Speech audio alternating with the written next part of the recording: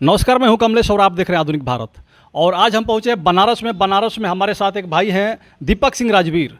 और आज हम इनके पास क्यों आए हैं यह आपसे बता दें कि अभी 2-4-5 दिन पहले आप लोगों ने देखा होगा कि बिहार के मुख्यमंत्री नीतीश कुमार ने जिस प्रकार से जो बयान दिया था सेक्स एजुकेशन को लेकर के अंदर बाहर करने वाला, जो आप सुने होंगे, तमाम लोग स्पीच को सुने होंगे और पढ़े होंगे।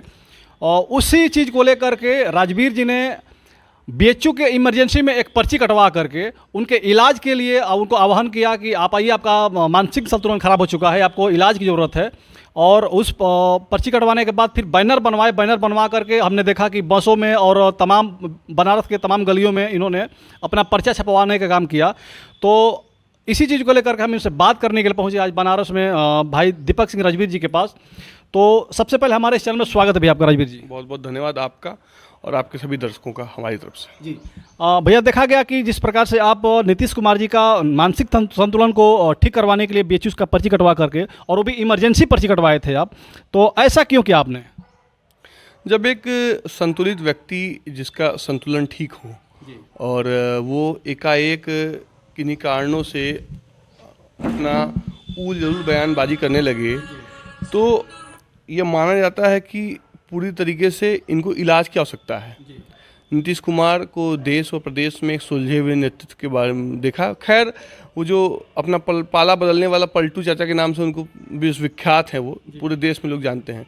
लेकिन उनका इस तरीके का जो वक्तव्य था, जो सदन में उन्होंने दिया, उससे हिंदुस्तान की हर एक नारी और हिंदुस्तान का हर एक बेटा दोनों आहत हैं।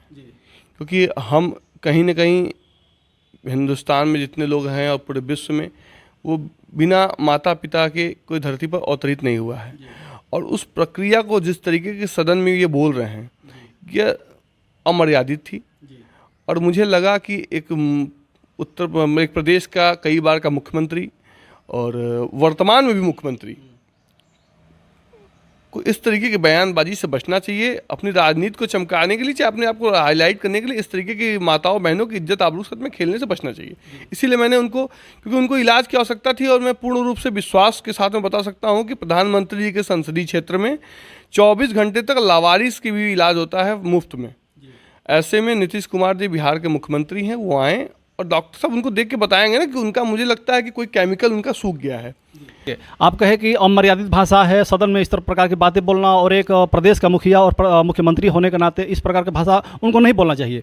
लेकिन आप कह रहे हैं आप बनारस के हैं, और हमने देखा कि कई पत्रकार जिस प्रकार से बिहार की लड़कियों से पूछे, पटना की कई छात्राओं से पूछे, तो उनका यही कहना है कि उन्होंने बिल्कुल सही बोला है, एकदम सही बोला है, बस थोड़ा सा उनका जो कहने का तरीका है अलग हो गया है।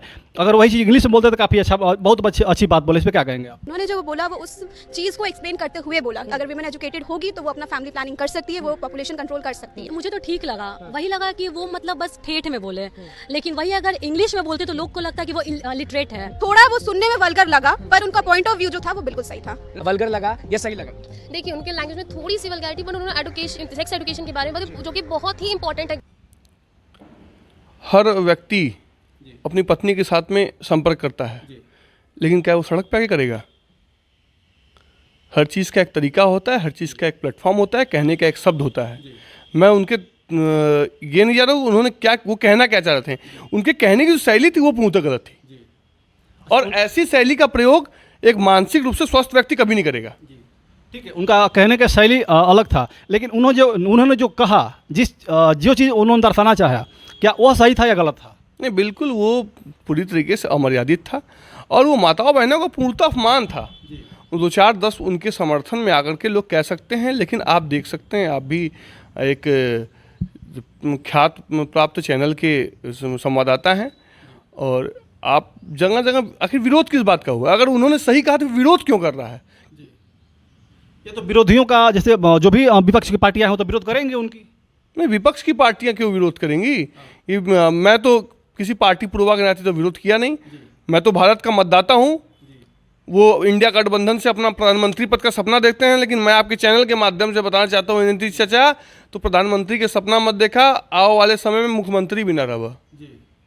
इस तरीके से अमर्यादित शब्दों की मेरे संपर्क में, मैं बता रहा हूँ, मैं पर्चा बांट रहा था बिहार की बसों पे, वहाँ पर लोग किन भाषाओं का प्रयोग करते हैं मैं आपके सामने नहीं कर सकता इस चैनल के सामने। अच्छा ठीक है, नीतीश कुमार जी ने जो कहा तो उसको किस प्रकार से उनको कहना चाहिए था, ये बताएंगे? नीतीश कुमार जी ने जो कहा उसको वो उतावलेपन में जिन शब्दों का प्रयोग किया वो शब्द उनके गड़बड़ थे। क्या शब्द का प्रयोग किया था उन्होंने? उन्होंने कहा कि अंत में आपके चैनल के माध्यम से बोलना नहीं चाहता हूँ, लेकिन आपको सुने तो याद नहीं, ये भीतर घुसाओ बाहर निकालो का क्या मतलब है? तो जो हम लोगों ने कहा कि अगर पढ़ लेगी लड़की और वो जब शादी होगा लड़का लड़की में, तो जो पुरुष है वो तो रोज रात में जो सदिया होता है उसके साथ करता है ना, तो उसी में और पैदा हो जाता है। और लड़की पढ़ लेती है तो हमको मालूम था कि वो करेगा ठीक है, लेकिन अंतिम में भीतर मत घुसाओ, उसको बाहर कर दो। उनको किस प्रकार से कहना चाहिए था, जो बात कहें किस प्रकार से उनको कहना चाहिए था? वो जानते ही है ना लोग कि लड़कवा जो सदिया होती है तो रोज अपनी लड़कियां के साथ में करता ही ना है, रोज करता ही ना है, ये कौन सा शब्द हुआ? लेकिन फिर भी उसके इतना एक सब कहने के बावजूद भी बिहार के लोग, देखिए बिहार के लोग आज भी यही कह रहे हैं कि उन्होंने बिल्कुल सही कहा है, थोड़ा सा भाषा उनका अलग है, लेकिन एक तरह से वो सही है, चूंकि देहाती क्षेत्र के जो लोग हैं, जो अनपढ़ लोग हैं, जो अशिक्षित लोग हैं, वो इस बात को समझ पाए हैं और काफ़ी अच्छी बात बोला उन्होंने। बिहार में कौन कहता है कि अशिक्षित है, अनपढ़ है? बिहार के लोग ही कह रहे हैं। बिहार के लोग तो नहीं कर रहे हैं, मैं भी तो बस स्टैंड पे गया, हमारे पास वीडियो आपको दिखा, एक दो वीडियो पड़े होंगे। देखिए उन्होंने ठेठ लैंग्वेज का इस्तेमाल किया, लोकल लैंग्वेज का इस्तेमाल किया। अगर इंग्लिश का इस्तेमाल अगर वो करते तो आधे लोग तो समझ नहीं पाते, जो गांव में जो इलिटरेट पीपल, जो वुमेन सदन में जो थे वो तो समझ पाते, लेकिन उनको सिर्फ सदन को नहीं समझाना था, उनको उन इलिटरेट पर्संस को तक वो बात पहुंचाना था। गांव में जो लोग रहते, जो कम पढ़े लिखे, जी जो कम पढ़े लिखे, उन तक वो बात शर्म आनी पहुंचाना चाहिए था। उस मुख्यमंत्री को, शर्म आनी चाहिए जो खुद कहता है कि मैं शर्म कर रहा हूं, मैं निंदा कर रहा हूं अपनी। ऐसे लोगों को शर्म आनी चाहिए, आपको तुरंत उसी दिन इस्तीफा देना चाहिए। जो व्यक्ति नेता सदन है, बिहार जैसे प्रदेश का मुख्यमंत्री है, और वो कहे कि हमको शर्म आनी चाहिए, तो उनको तुरंत इस्तीफा देना चाहिए। कि शर्मसार होने वाले व्यक्ति को प्रदेश का नेतृत्व नहीं करना चाहिए। और मैं बताऊं, ये झल्लाहट, ये मानसिक उनका जो उतावलापन है, इसलिए है क्योंकि वो इंडिया गठबंधन बना करके देश के लोकप्रिय नेता आदरणीय नरेंद्र मोदी जी का टक्कर लेना चाहते हैं, और उनके शौर्य पराक्रम से वो परेशान हैं। एक तरफ मोदी जी लगातार महिलाओं के उत्थान की बात करते हैं, महिला सुरक्षा की बात करते हैं, महिलाओं के आरक्षण की बिल लाते हैं। आप देख सकते हैं बिहार जैसे इस क्षेत्र से, झारखंड जैसे क्षेत्र से आने वाली आदिवासी महिला आज हमारे देश की राष्ट्रपति है। किसी ने की उम्मीद किया था महिला सम्मान के बारे में? तो उस जो मोदी जी ने जो कर दिखाया उससे वो विक्षिप्त हो चुके हैं और मानसिक रूप से परेशान हैं। उनके इलाज के लिए मैं आपके माध्यम से कहता हूँ वो आएँ और निःशुल्क इलाज उनका कराया जाएगा। ठीक है, उनका इलाज कराया जाएगा, सही है। जैसे आपने अभी कहा कि नीतीश कुमार जी मोदी जी के पराक्रम को देखते हुए काफ़ी आहत में है और उनकी तुलना करने के लिए, उनकी बराबरी करने के लिए अभद्र भाषा के प्रयोग कर रहे हैं। लेकिन एक चीज़ आपको बता दें कि अभी आप बनारस के हैं और बीएचयू के बिल्कुल ठीक बगल में आपका घर है।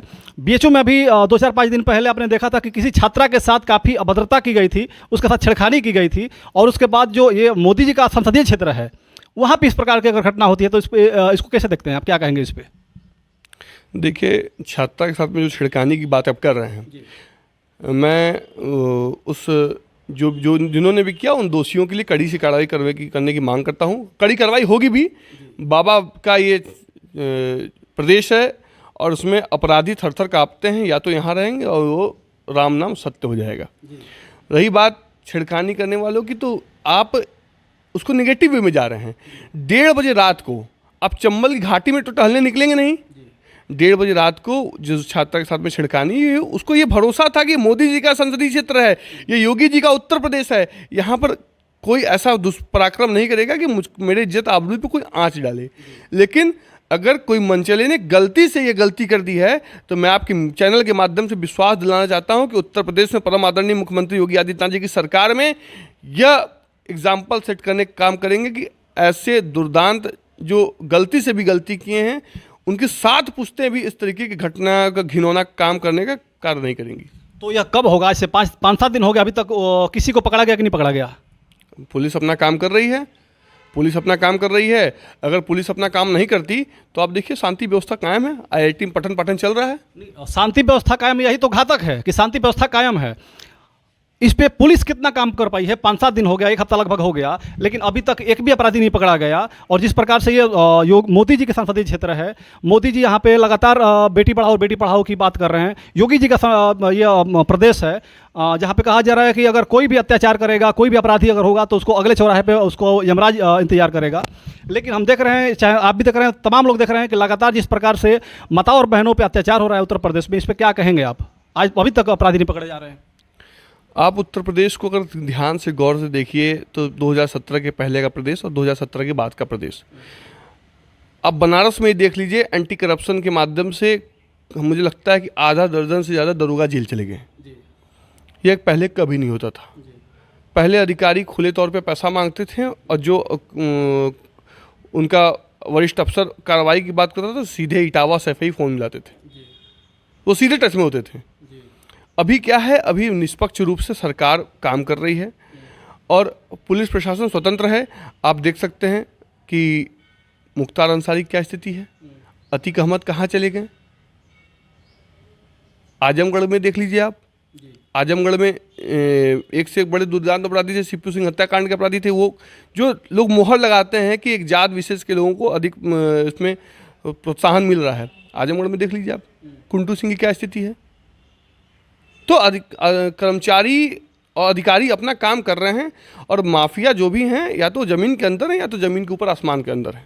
तो ज़मीन पे अब समय लगता है। आपके जो कई वर्षों का गंदगी था, आप कोई घर खरीदेंगे तो एक झटके में नहीं निकाल देंगे, वो धीरे धीरे आपको चैन बना करके साफ करना पड़ेगा। ठीक है, तो ये रहे दीपक सिंह राजवीर जी, जो भारतीय जनता पार्टी के एक अच्छे कार्यकर्ता हैं। पहले एक बार ज्वाइन भी किए थे और चुनाव भी लड़ने का काम किए थे, लेकिन निर्दलीय चुनाव लड़े थे। तो आज हम इनके पास आए थे माननीय नीतीश कुमार जी के बयान को लेकर के, जो इन्होंने पर्चा छपवाया था, बस में घुमा कर पटवाया था, छपवाया था, और जो बयानबाजी इन्होंने किया था उसको जानने के लिए। तो आप लोगों को यह वीडियो कैसी लगी? अगर अच्छी लगी तो आप लोग कमेंट के माध्यम से जरूर हमें बताने का प्रयास करेगा। हमारे फेसबुक पेज पे और यूट्यूब चैनल को सब्सक्राइब करने का काम करेगा। जय हिंद, जय भारत।